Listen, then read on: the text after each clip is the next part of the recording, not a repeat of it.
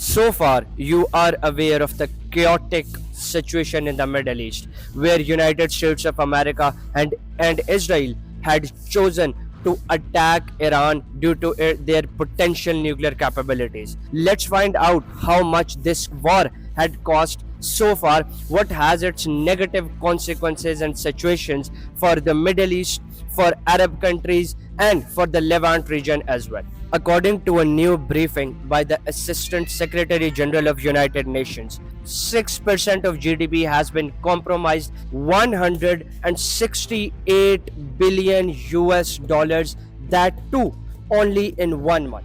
The Levant region, that is on the eastern Mediterranean shore and includes Palestine, Lebanon, Iraq, and Israel itself, their GDP had also cost 30 billion US dollars. So if we constitute the total cost, then it constitutes up to 186 billion US dollars was only and only lost in 1 month. Around 3.7 million jobs has been lost. More than 400 million people have potentially went down to the poverty line due to this chaotic conflict. A huge maritime political analyst firm, Kepler, this agency has evaluated one solution to this conflict, that Strait of Hormuz, those trade routes must be diversified.